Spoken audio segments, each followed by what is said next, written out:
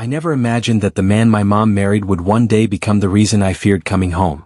My stepfather, Raymond, had always put on a charming smile in front of everyone.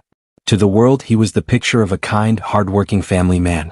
But behind closed doors that smile faded, and what replaced it was something cold, calculating, and cruel. For years I tried to ignore the small signs, the way he'd tighten his jaw when I spoke, the way he'd talk over me when I tried to share an opinion, or how he'd make jokes that didn't feel like jokes at all. But things truly changed the moment my grandmother passed away and left me an inheritance that he couldn't control. That money became the spark that revealed who Raymond really was. When I first found out about the inheritance, I didn't even think much about the money itself. My grandmother and I were close. She had been my safe place when everything else around me felt uncertain. Losing her felt like losing a part of myself. So when the lawyer read her will and mentioned that she had left me a significant amount to build a future she could be proud of, I cried. Not because of the money, but because of what it meant. It was her final way of saying she still believed in me. I never expected that something so pure would be twisted into the reason my stepfather's mask would shatter completely. At first he tried to play the nice guy. He'd casually ask about the inheritance, pretending it was small talk. "So, kiddo," he'd say, pouring himself another cup of coffee, "what are you planning to do with all that cash? You know, your mom and I could help you manage it." I'd always smile politely, telling him I hadn't decided yet. But I knew exactly what he meant. The help he was offering wasn't really help, it was control. And when I didn't give him the answers he wanted, his tone began to shift. It started small. He'd make comments about how ungrateful I was or remind me that he'd put a roof over my head. Sometimes he'd talk to my mom about money loud enough for me to hear, dropping my name in the middle of every sentence. I'd walk into the kitchen and he'd suddenly go silent, pretending nothing was wrong. But the tension kept growing. Mom always tried to smooth things over, saying he just worried about the family, but even she started to look scared when his temper flared. I tried to stay calm, to remind myself that I didn't owe him anything. The inheritance was mine. It was the one thing in my life that didn't have his fingerprints on it. But the more I tried to protect it, the more desperate he became. He'd ask me to transfer a little to help pay bills. Then he'd demand I give him access to the account for emergencies. When I refused, he started guilt-tripping me in front of my mom, saying I was selfish or that I didn't understand how families worked. The real breaking point came one evening when Mom was working a late shift. I was in the living room finishing some paperwork when he came home. His face was flushed, his steps heavy. I could tell he'd been drinking. He didn't even greet me, he just went straight to the point. "You're gonna give me access to that inheritance," he said. His voice wasn't loud, but it had that kind of anger that makes your stomach twist. I tried to stay calm and told him that the money was locked in my account, and I wasn't comfortable sharing it. That's when he slammed his hand on the table, making everything on it shake. "You live in my house," he shouted. "You owe me that much." I stood up, my hands trembling, trying to reason with him, but he stepped closer, his face inches from mine. There was this look in his eyes I'd never seen before, something dark, something I couldn't reach. I said, "Give it to me," he hissed. I remember my heart pounding so hard I could barely breathe. I took a step back, trying to move toward the hallway, but before I could, he grabbed my arm. The force shocked me. I twisted, trying to get free, but he pushed me back against the wall. The sound of the impact echoed through the room, and for a second I couldn't even think. He didn't hit me again. He just stood there, glaring at me, his chest rising and falling like he was holding himself back. Then, without another word, he walked away, muttering something under his breath. I stood there frozen, my back throbbing, my mind racing. It wasn't just fear I felt, it was disbelief. This was the man who'd promised my mother he'd take care of us. This was the man who'd smiled in every family photo. When Mom came home later that night, I didn't know how to tell her. I could see the exhaustion in her eyes, the weight she was already carrying. But when she noticed the bruise starting to form on my arm, her face went pale. I told her everything. For a long moment she didn't say a word. Then she sat down and began to cry. It broke me to see her like that, torn between the man she loved and the child she wanted to protect. But I knew deep down something had to change.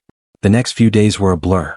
Raymond acted like nothing had happened, walking around the house with his same fake calmness. But I couldn't unsee the truth anymore. I started sleeping with my door locked.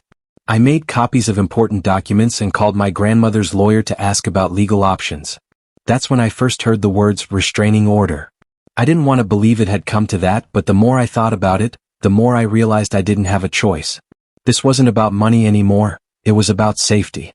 I remember standing outside the courthouse a week later, the cool air biting against my skin. My mom held my hand tightly, her eyes red from crying. I could see the guilt on her face, but I told her it wasn't her fault. We both knew this was the only way forward. I signed the papers with shaking hands, knowing that this piece of paper was the only thing standing between us and the man who had turned our home into a battlefield. But even with the order in place, I couldn't shake the fear that he might show up again. Every time a car slowed down near the house, my chest tightened. Every time the phone rang, I hesitated to answer. Raymond had already shown me what he was capable of, and deep down, I knew he wouldn't give up easily. Especially not when it came to the inheritance. That night, as I lay in bed, the house silent except for the ticking of the clock, I couldn't stop thinking about the look he gave me before he left. The kind of look that promised he wasn't finished. And I realized something chilling. Money wasn't the only thing he wanted. He wanted control. He wanted power. And I wasn't sure he'd let go that easily. The next morning, I woke up to find something on the porch that made my heart drop. A note written in his handwriting. No signature. Just 7 words that made my blood run cold. You can't hide behind paper forever. And in that moment, I knew the fight was far from over. The note sat on the porch like a ghost that refused to leave. My hands shook as I picked it up, the paper damp from the morning dew. For a moment, I just stood there, staring at those words. You can't hide behind paper forever. I knew it was from him. There was no mistaking that handwriting, the sharp edges of every letter, the way he pressed too hard with the pen. My mind raced. How did he even get close enough to leave this here without us hearing? Was he watching us now? I quickly looked around, scanning the street, the driveway, even the trees near the fence, but everything was still. Too still.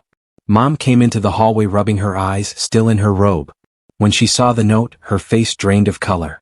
She didn't even have to ask who it was from. She knew. We stood there in silence for a while, both of us unsure what to do. Finally, she whispered, "We'll call the police again." But we both knew how that would go. The officers had already come by once after the restraining order, warned him to stay away, and left. To them, this was just another family dispute. To us, it felt like living in a storm that never stopped. That morning, I couldn't focus on anything. Every small sound made me jump. The creak of the floorboards, the slam of a car door outside. I kept replaying everything in my head, trying to understand how things had gotten so bad. When Raymond first came into our lives, I actually thought he was good for Mom. She'd been lonely for years after my dad left. Raymond was charming back then. He'd bring flowers, cook dinner, make her laugh in a way I hadn't seen in a long time. He acted like he cared about me too, always asking about school or offering to help with projects. I wanted to believe him. But as time passed, small cracks began to show. He'd make backhanded comments about how I didn't know how good I had it. If I disagreed with him, he'd twist my words until I felt like I was the one being rude. It was subtle at first, small things you could almost excuse. Until it wasn't. He started controlling little parts of our lives. What we ate, where we went, even how long Mom talked on the phone. Whenever she tried to stand up to him, he'd act hurt, say she was overreacting, and somehow make her feel guilty for questioning him. Looking back now, I can see how he isolated us. My friends stopped visiting because he made them uncomfortable. My mom stopped seeing her coworkers after he said they didn't respect her. And me?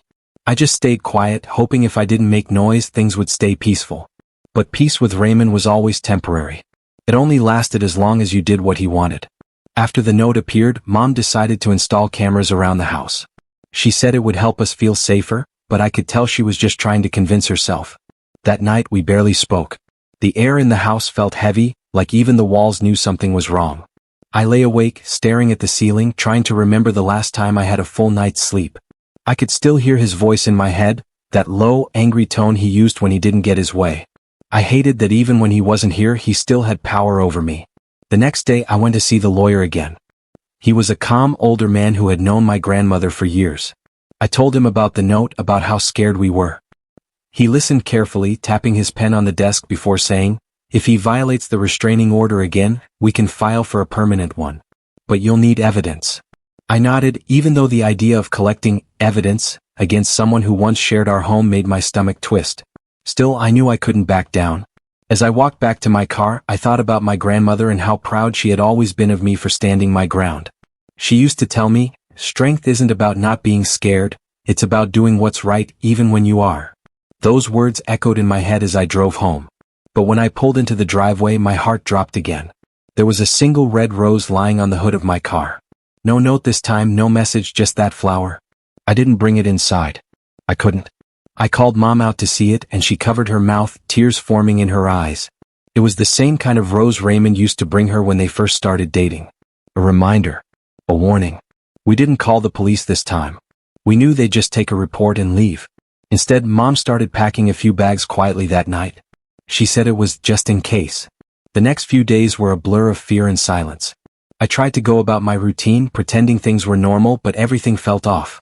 At work, I'd catch myself staring out the window, half expecting to see his car parked somewhere nearby. At home, I'd check the locks 3 times before bed. The cameras picked up small things, neighborhood cats, delivery trucks, but nothing suspicious. Still, that didn't make me feel any better. Mom was quieter than usual too. I could see the stress wearing her down. Every time the phone rang, she hesitated before answering. I offered to move out to protect her, but she wouldn't hear it. "We've already lost enough," she said softly. "We're not losing our home too." But I could see the doubt in her eyes. One afternoon while she was at work, I got a call from an unknown number. Normally, I'd ignore it, but something in me said to answer. The moment I said hello, I heard his voice. Calm. Controlled. "You think you're safe because of that piece of paper?" he said. My chest tightened. I didn't say a word. "That money was supposed to be for the family," he continued. "You're being selfish. You've turned your mother against me." I hung up before he could say more, my hands shaking. I immediately blocked the number, but it didn't matter. The damage was done. I called the police again to report the call, but all they said was that since it wasn't a direct threat, there wasn't much they could do. Their tone made it sound like I was being overly dramatic. It was frustrating, knowing that we were following the rules but still had no real protection. That night, I sat on the couch and stared at the front door for hours, listening to every sound outside. Around midnight, I heard something, a soft scrape against the porch. My heart jumped. I grabbed my phone and opened the security app. The camera showed nothing but shadows.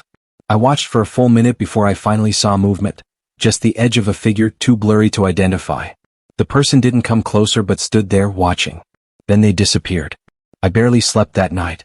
The next morning when I checked the porch, there was nothing there. No note. No rose. Nothing. But somehow that emptiness was worse. It meant he was out there, waiting, choosing when to remind us that he still could. I started keeping a journal after that, writing down every strange noise, every car that slowed down near our street, every unfamiliar call. It wasn't just about building evidence anymore. It was about keeping myself sane. Each entry was like proof that I wasn't imagining things. As days turned into weeks, the tension in the house grew heavier. Mom tried to stay strong, but I could see the fear behind her eyes. Sometimes she'd sit in the living room late at night, staring out the window like she was expecting him to walk up the driveway. I didn't have the heart to tell her that I did the same thing from my bedroom window. Then one evening I came home from work to find the front door slightly open. I froze. The lights were off, the house completely silent. My first instinct was to call Mom, but she didn't answer. My heart raced as I slowly pushed the door open. The living room looked normal at first glance, but then I saw it. On the coffee table, another note. This one was shorter. 2 words, written in the same sharp handwriting. "I warned you." And in that moment, I realized this wasn't over. It was just beginning. I stood frozen in the doorway, staring at that note lying on the coffee table. "I warned you." My throat went dry as I slowly stepped inside, half expecting him to appear from the shadows. The silence in the house felt wrong, too quiet, like the air itself was holding its breath. My hands trembled as I reached for my phone and called my mom again, but she didn't answer. Panic settled in, sharp and heavy. I checked every room one by one, the kitchen, the hallway, her bedroom, but she wasn't there. For a few moments, all I could hear was the pounding of my own heartbeat. Then I noticed something else. The camera light on the corner shelf was off. It had been unplugged. I walked over and picked up the wire. It had been pulled straight out of the socket. My stomach turned. Whoever had been here knew exactly what they were doing. I called the police, my voice shaking as I explained what happened. They arrived about 20 minutes later, their flashing lights painting red and blue streaks across the walls. They walked through the house, checked the doors, the windows, the porch. One of the officers asked if anything was missing. I told him I didn't know, I hadn't checked yet. But when I finally looked around, I saw something small and strange. My grandmother's picture, the one that used to sit on the bookshelf, was gone. It was as if he had taken it just to remind me that nothing in this house was safe anymore. Mom came home an hour later, her face pale when she saw the patrol cars. She listened quietly as I explained everything, then sat down on the couch with her head in her hands. "He's trying to scare us," she said softly. He wants to make us leave. But there was something else in her voice, something that sounded like guilt. Over the next few days things only got stranger. I started getting calls from blocked numbers. Sometimes there'd be silence on the other end. Sometimes faint breathing. I changed my number twice but the calls kept coming. Mom's coworkers began noticing her jumpiness too. One of them, a woman named Lila, came by one evening to check on us. She brought dinner and tried to make us laugh, but I could tell she was worried. Before she left, she pulled me aside and whispered, "Your stepfather's been calling the office asking about your mom. He said he just wanted to talk." That night I barely slept. I sat by the window watching the streetlights flicker. My mind replayed every word of that note. "I warned you." But what exactly was he warning me about? The inheritance? The restraining order? Or something else entirely? The not knowing was the worst part. A week later we decided to stay at a friend's place for a few nights, just to breathe, to feel safe for a little while. Mom's childhood friend, Denise, welcomed us with open arms. She lived in a small house across town, warm and cluttered with old photos and the smell of cinnamon candles. For the first time in months I felt a little bit of peace. We cooked dinner together, watched movies, even laughed a few times. But that feeling didn't last long. On the third night, Denise got a phone call while we were sitting in the living room. Her expression changed instantly and she handed me the phone. It was the police. They said someone had broken into our house again. This time they didn't take anything valuable, just papers. Personal papers. When we got there, drawers were pulled open, files scattered everywhere. The lawyer's documents about my inheritance were gone. The officer said it looked like someone was searching for something specific. My chest tightened. Raymond knew what he was doing. He wasn't acting out of rage anymore. He was being calculated. He wanted control over that money, and he was getting desperate to find a way around the legal block. After that break-in, Mom finally agreed to stay with Denise longer. But I could tell the constant fear was wearing her down. She barely spoke, her hands always shaking when she poured her coffee. One night, she admitted something that made my stomach twist. "He called me," she said quietly. "He said he just wants to talk, to fix things." I looked at her in disbelief. "Mom, you can't believe that," I said, trying to stay calm. But she just sighed.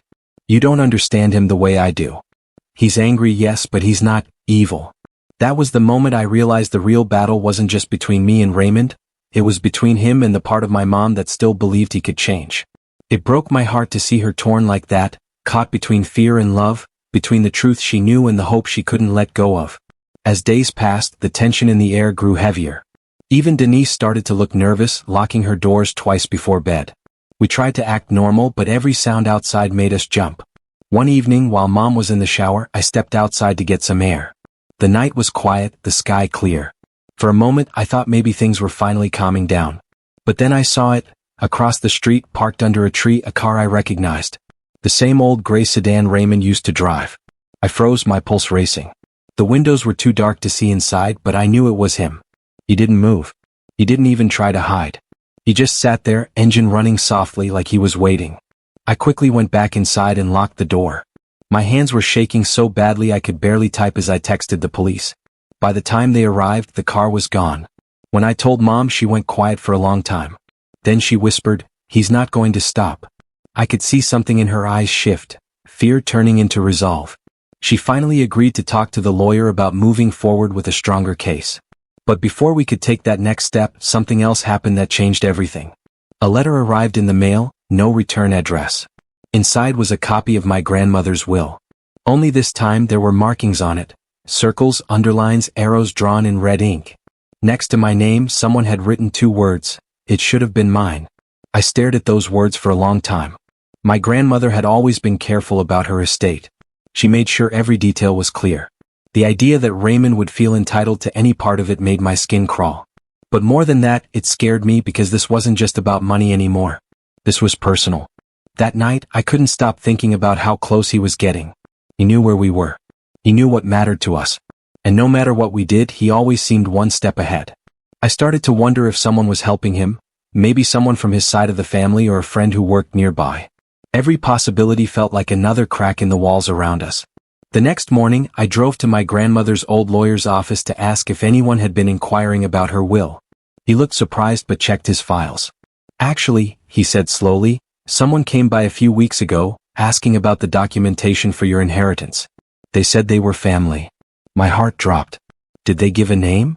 I asked. The lawyer frowned. No. But they mentioned your stepfather. I left the office with a pit in my stomach, my mind spinning. Raymond wasn't working alone. Someone was helping him dig into my grandmother's estate records. Someone who knew how to get information without raising flags. But who? And why now? When I got back to Denise's house, Mom was sitting at the table, clutching another envelope. It came while you were gone, she said softly. Inside was a single photograph, our family portrait from years ago. Only this time, someone had drawn a red X over my face. I didn't say anything. I just sat down beside her, the air thick with fear and disbelief. Neither of us knew what to do next. All we knew was that wherever we went, whatever steps we took to stay safe, he somehow always found us. And as the sun set that evening, casting long shadows across the floor, I realized something even more unsettling. This wasn't just about the inheritance anymore. It was about control, obsession, and a secret buried somewhere in our past that I still didn't understand. And deep down, I could feel it.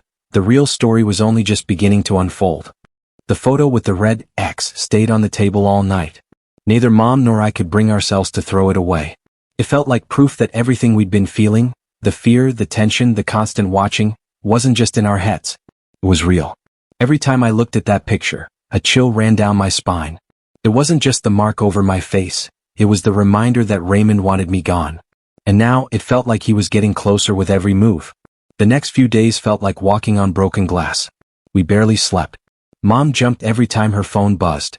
Denise tried to stay positive, but even she started double-checking the locks before bed. The house didn't feel like a safe place anymore. It felt like a hiding spot, temporary and fragile. I kept asking myself the same question. What is he planning? One evening while we were having dinner, there was a knock on the door. My heart nearly stopped. We froze, looking at each other, too afraid to move.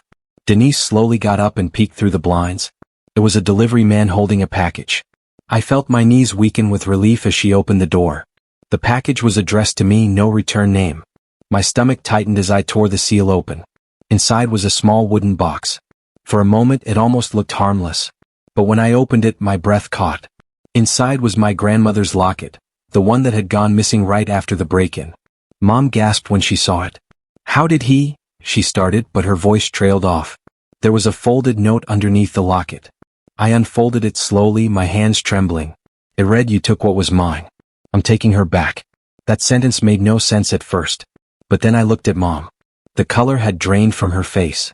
She knew what it meant. "He's not after you anymore," she whispered. "He's after me." That night Mom didn't sleep at all. She sat in the living room, staring out the window, clutching that locket in her hand. I wanted to stay strong for her, but inside I was breaking apart. Raymond's obsession had crossed a line. This wasn't just about the inheritance or anger, it was something deeper, darker. It felt like he wanted to destroy everything my grandmother had left behind, piece by piece. The next morning, I decided I couldn't just wait around anymore. I went back to the lawyer's office and asked him if there was anything in my grandmother's will that could explain why Raymond was so fixated on the money. He hesitated before pulling out a folder. "Your grandmother made some changes to her estate before she passed," he said quietly. "She removed Raymond as a potential beneficiary. He was originally listed under a trust that was later transferred entirely to you." My heart sank. That was it. He must have found out. And in his mind, I was the one who took it from him. As I drove home, my phone buzzed, a new message from an unknown number. I shouldn't have opened it, but I did. It was a photo. The image made my blood run cold. It was the front of Denise's house. The picture had been taken just minutes before. He was watching us again. When I rushed inside, Mom and Denise were already standing by the window, pale and frightened. "He knows where we are," I said, my voice cracking. Denise immediately called the police, but once again they said the same thing. They'd send a patrol to check the area. I felt hopeless. Raymond wasn't breaking the law in ways they could act on. He was staying just close enough to terrify us, but not close enough to get caught. That night the house felt smaller than ever. Every creak of the floor, every gust of wind outside made me flinch. Around midnight I heard something faint, like footsteps on the porch. I turned off the lights and motioned for Mom to stay quiet. We stood together in the dark, barely breathing. The sound stopped, then came again, slower this time. I peeked through the curtain, but the porch light had been unscrewed. Whoever was out there knew exactly what they were doing. Then there was a faint knock. 3 times. Slow. Steady. I felt my whole body freeze. Mom whispered, "Don't open it." I nodded, grabbing my phone to record the sound just in case. The knocking stopped. We waited, listening. After what felt like forever, I looked outside again. The porch was empty. The next morning, when we finally dared to open the door, we saw muddy footprints leading from the driveway to the porch. They stopped right at the front door. The police came again, took photos, asked questions, and promised extra patrols. But I could see it in their eyes. They didn't think he'd come back. I knew better. That evening, Mom suggested we leave town for a while, stay at a motel until things calmed down. I agreed. We packed quietly, trying not to draw attention. But as we loaded the last suitcase into the car, I noticed something strange. The side mirror on my car was tilted down like someone had moved it. My hands started shaking. I checked the trunk. It was locked, but I couldn't shake the feeling that something was off. We got in the car, and as I started the engine, Mom reached for my hand. "It's going to be okay," she said softly, but her voice didn't sound convinced. As we pulled out of the driveway, I glanced in the rearview mirror. For a moment, the road behind us was clear. But then, from the corner of my eye, I caught a flash of headlights, too familiar, too close. A gray sedan followed at a steady distance. My heart began to race. I tried to stay calm, telling myself it could be anyone. But every turn I took, the car followed. When I sped up, it did too. When I slowed down, it matched me. Mom noticed it too. "That's him," she whispered, clutching her seatbelt.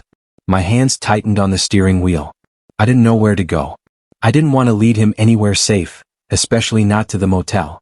So instead, I turned onto a narrow road that led toward the old industrial area on the edge of town. The car stayed behind us, its headlights cutting through the darkness. My pulse thundered in my ears. I could barely think. Mom kept whispering, "It's okay, just keep driving." But her voice trembled with every word. Finally, I pulled into a deserted parking lot and stopped. The gray sedan slowed at the entrance, then turned off its headlights. We couldn't see it anymore, but we could feel it. He was there. We sat in silence, the only sound the ticking of the car engine. I grabbed my phone, ready to call 911, but the signal was weak out there. Mom reached over and squeezed my hand. "Don't get out," she said. "Whatever happens, don't move." Minutes passed like hours. Then, slowly, I saw movement in the darkness. A figure stepped out from behind the sedan. Even from a distance, I knew that walk, that shape, that posture. Raymond. He didn't rush toward us. He just stood there, staring, his face barely visible under the streetlight. I could feel the tension in my chest like it was crushing me. Mom whispered, "Lock the doors," and I did, my hands trembling. Raymond took a few steps closer. Then he stopped again. The space between us felt too small, too dangerous. He raised something in his hand, a small envelope, and set it down on the ground before turning back toward his car. For a second I thought he was leaving. But then he paused, looked directly at us, and said something I couldn't hear. It was quiet, but the way his lips moved told me enough. He said, "This isn't over." The sedan pulled away, its tires crunching over the gravel. I sat there frozen, gripping the steering wheel so tightly my fingers hurt. When I finally opened the door and stepped out, the night air felt heavy, thick with fear. I walked over to where the envelope lay and picked it up. Inside was a single sheet of paper with one line written across it. "Meet me tomorrow at the old house, or everything comes out." My heart sank. The old house could only mean one place, my grandmother's home. The one I hadn't been back to since she passed. I could feel my mom's eyes on me as I read the note, her voice barely above a whisper. "He's trying to pull you in," she said. But deep down I knew I had to go. Whatever secret he was holding, whatever truth he thought he had, it was time to face it. Because this wasn't just about fear anymore. It was about finding out what he knew, and what he was willing to do to keep it buried. And as we drove home that night, neither of us spoke. The silence between us said everything. Tomorrow would change everything, one way or another.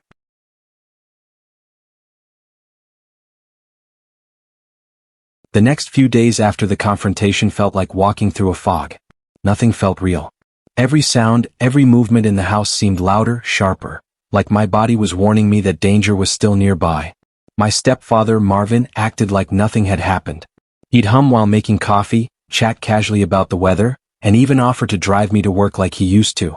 But beneath that calm voice and fake smile, I could sense something had shifted. He wasn't just angry anymore. He was watching me, calculating, waiting. Mom, on the other hand, pretended she didn't notice anything.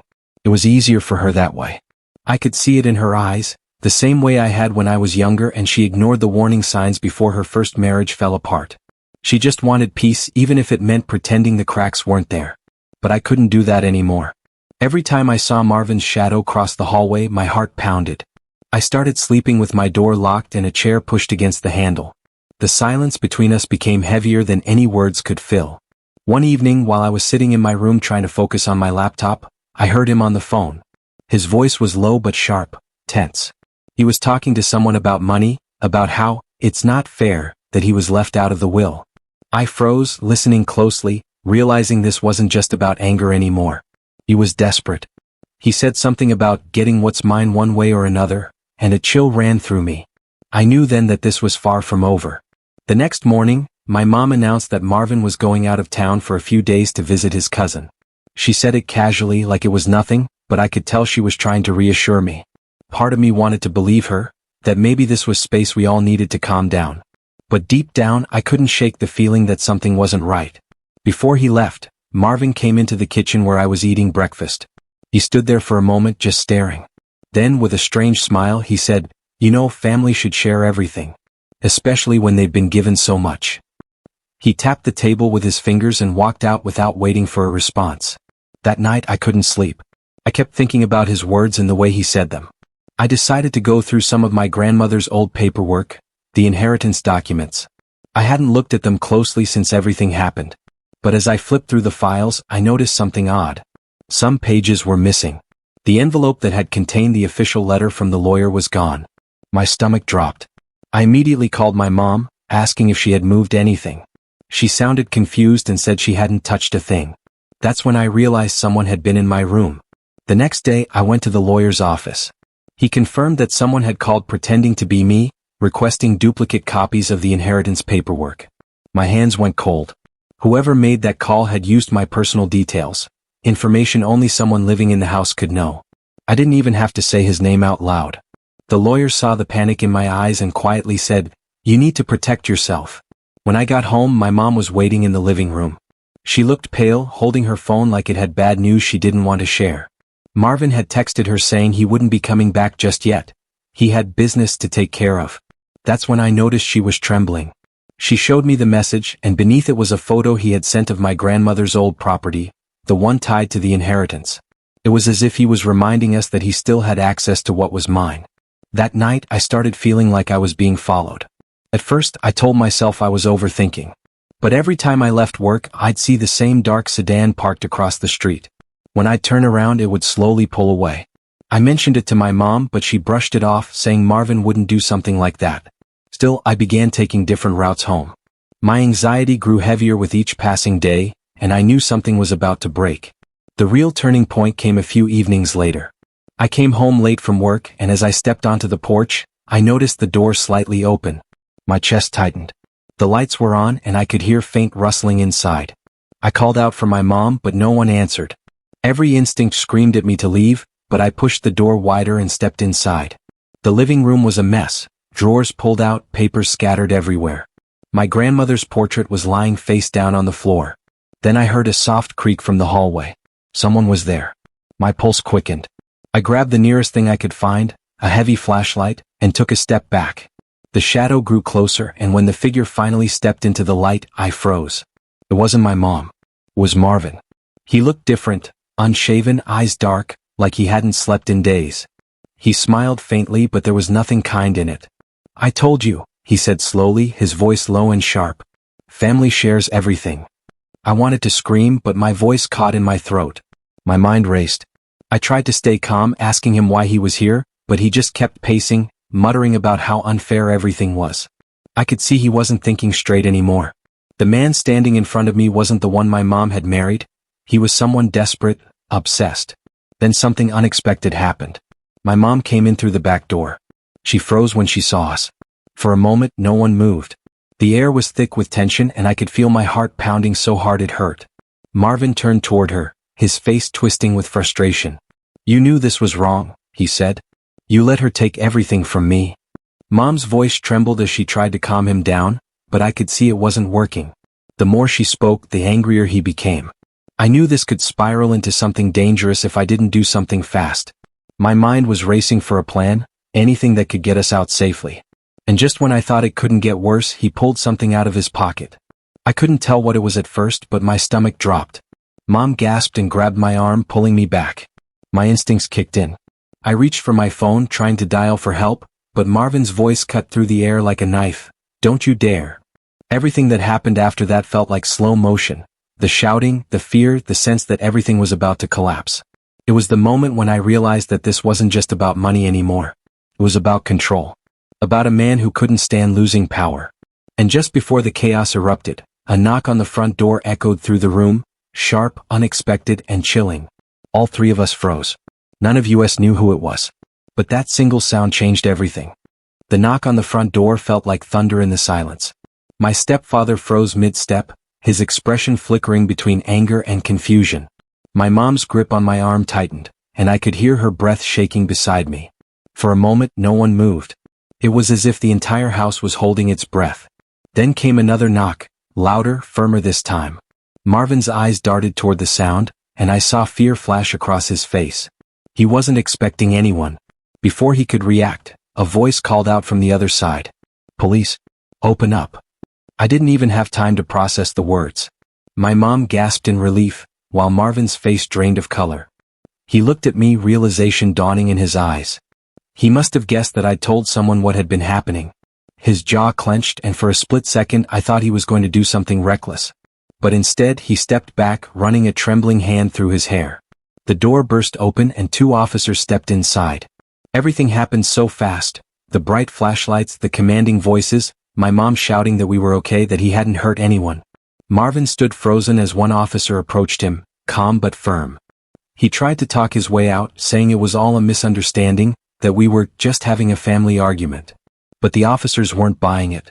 They asked me to step aside and started questioning him, their eyes flicking between us. It turned out the lawyer I had visited earlier that week had called the police after sensing something wasn't right. When Marvin had requested the duplicate inheritance documents, the lawyer grew suspicious. He said I'd looked frightened during our meeting, so he followed his instincts and filed a report. That call ended up saving us. As the officers led Marvin outside, he turned his head toward me. His expression wasn't angry anymore, it was hollow. "You took everything from me," he said softly, like he was talking more to himself than to me. I didn't respond. I just stood there, holding my mom's hand, realizing how close we had come to losing everything. When the door finally shut and the sirens faded in the distance, the house felt eerily quiet. My mom sat down on the couch, her hands trembling. For the first time in months, she let herself cry. I sat beside her, feeling the weight of everything sink in, the fear, the exhaustion, the relief. It was over, or at least that's what we wanted to believe. The next few days were a blur of police statements, phone calls, and paperwork. I got a restraining order against Marvin, and the lawyer helped me secure my inheritance legally so no one could touch it again. My mom decided to stay with my aunt for a while, just to get away from the memories tied to that house. I thought maybe, finally, we could start over. But just when things started to settle, something unexpected happened. A week later, I received a letter in the mail with no return address. My first thought was that it might be from the lawyer, but when I opened it, I froze. Inside was a single sheet of paper with a handwritten message: "You don't know the full story." There was no signature, but tucked behind the note was a small photo, an old black and white picture of my grandmother standing beside a man I didn't recognize. They were young, smiling in front of a house that looked eerily familiar. On the back of the photo, in faded ink, was written, "To M, thank you for keeping our secret." I stared at the picture, my pulse quickening. Who was the man? And what secret was my grandmother hiding? The thought that Marvin might have known something I didn't sent a chill through me. Maybe his anger wasn't just about the money. Maybe he'd discovered something in my grandmother's past, something connected to why she left the inheritance the way she did. I showed the photo to my mom, hoping she'd recognize it, but she looked just as confused as I was. "Your grandmother never talked about her life before the 1960s, she said softly. She always avoided questions about her early years. Maybe that's the secret." The mystery pulled me back in. I couldn't stop thinking about the possibility that my grandmother's fortune, the very thing that had torn our family apart, might have been tied to something much deeper. Something that Marvin had stumbled upon. Maybe that was why he became obsessed, because he thought the inheritance wasn't truly ours to begin with. Late that night, I sat at my desk, staring at the photo again. The man next to my grandmother looked familiar, but I couldn't place why. I decided to check through the box of old family records she'd left me. I flipped through documents, letters, and faded photos until I found an old property deed. The name signed on it made my stomach drop. The man's name was the same as Marvin's grandfather. It didn't make sense at first, but then it hit me. Our families were connected long before my mom ever met him. My grandmother and his grandfather had owned property together decades ago. Maybe their relationship ended badly, or maybe there was some unfinished business that had been buried with time. But whatever it was, it meant Marvin's obsession wasn't random. He believed that inheritance should have been his family's all along.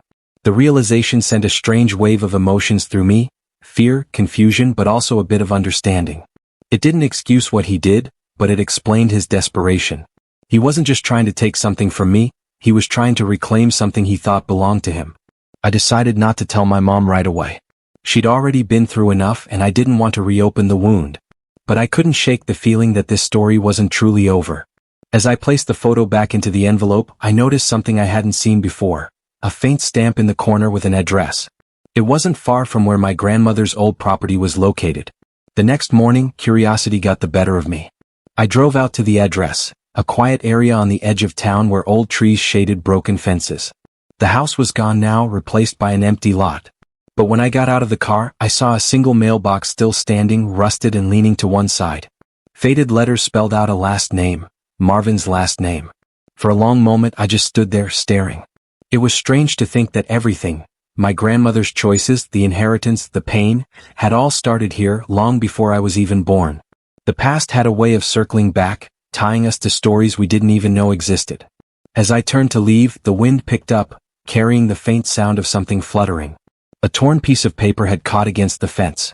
I picked it up without thinking and froze when I saw the handwriting. It matched the letter I'd received. The words were barely legible, but one line stood out clearly: "You're not the only one with a claim." My hands trembled as I folded the paper. Maybe Marvin was gone, but the shadow of what he believed in wasn't. Somewhere out there, someone else might still be connected to this secret, and they hadn't given up yet. For the first time, I realized that even though the battle with my stepfather had ended, the story of my inheritance, and my family's past, was far from over. For a long time, I stood there by that old fence, the torn paper trembling in my hand as the wind rustled through the trees.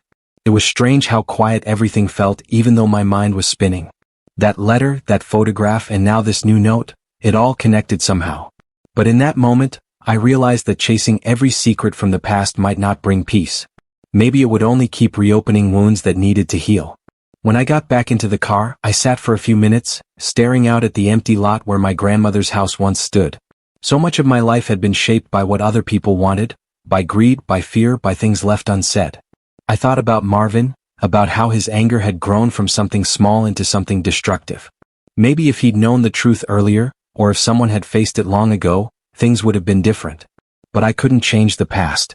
What I could change was how I carried it forward. That night, I told my mom everything: the photo, the note, the address, and what I'd found out about our family's connection. At first she was silent. I could see her struggling to process it all. Then she said softly, "Your grandmother was always protective. Maybe she knew this truth would only bring pain." We decided to go through my grandmother's old journals together, just to see if she had left any explanation. It took hours, but near the bottom of one box, we found a small notebook with a leather cover. Inside, in her familiar handwriting, she had written about her early life, the business she shared with Marvin's grandfather, the partnership that fell apart, and the complicated choices that followed. She admitted she had once promised to share the property profits with his family, but after a betrayal, she cut ties completely. She never spoke about it again, afraid that acknowledging it might reignite old conflicts. Reading those words brought a strange kind of relief. It confirmed what Marvin must have discovered, but it also gave me clarity. The inheritance was legally mine, but morally it came with history, a tangled one that had left deep marks on both families. It explained why Marvin had been so consumed by resentment. It wasn't just about greed, it was about unfinished family business. Mom cried when she read it. She said she wished things could have been handled differently, that the truth could have come out before everything fell apart. I understood what she meant. Sometimes silence feels like protection, but it can also become a weapon, passed down through generations. In the weeks that followed, I focused on rebuilding. We sold the house that carried too many painful memories and moved into a smaller place closer to my aunt's home. My mom started therapy, finally giving herself permission to heal from years of denial and emotional strain. I did the same. Talking about everything helped me release the fear I'd carried since that night when Marvin showed up uninvited. The restraining order stayed in place, and we eventually learned that he had left the state to live with distant relatives. I didn't feel anger anymore, just a deep, tired sadness. With time, I also began to look at my inheritance differently. It wasn't just money anymore, it was a legacy, one tied to mistakes and silence but also to resilience. I decided to use part of it to start a small foundation in my grandmother's name, one that supported families going through inheritance disputes and domestic tension. I wanted something good to come from all that chaos. It felt right, like transforming pain into purpose. Months passed and life slowly found its rhythm again. Mom smiled more often. The nightmares faded. I even started working on a memoir-style podcast, telling stories about family secrets and the way they shape us. I didn't name anyone, but I wanted to help others understand that hidden truths can destroy more than they protect. The podcast gained traction, and for the first time I felt like I had found my voice, not one shaped by fear or guilt, but by honesty. Then, one morning as I was preparing for an interview about the podcast, I got an envelope in the mail. My stomach dropped when I saw there was no return address again. But this time the handwriting was different, neater, steadier. Inside was a short note that read, "I hope you find peace. Some things are better left buried." There was no name, no clue who sent it.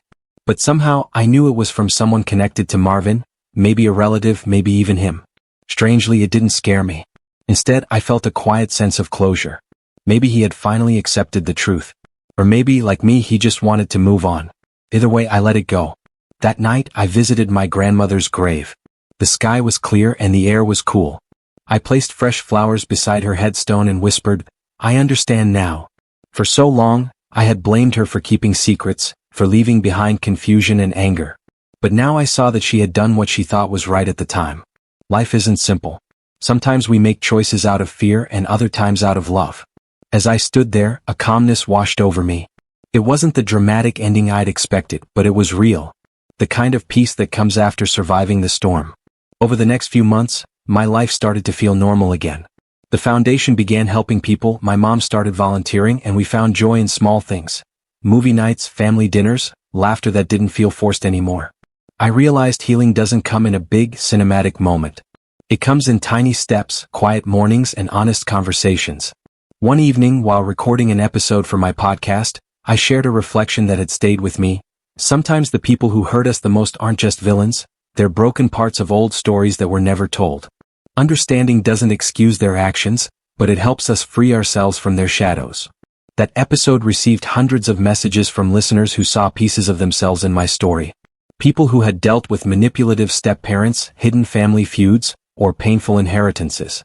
It reminded me that I wasn't alone, that pain can connect us, but so can healing. Years later, when I looked back on everything, it no longer felt like a tragedy. It felt like a lesson, a reminder that truth, no matter how hard, is always better than silence. My stepfather's actions changed my life, but they also pushed me to uncover the deeper truth about who I was, where I came from, and what strength really meant. In the end, I didn't just inherit money from my grandmother. I inherited a story, a complicated, painful, but ultimately powerful story about family, choices, and redemption. As I walked through the park one morning, watching sunlight filter through the trees, I realized something important. Life isn't about erasing the past, it's about learning from it.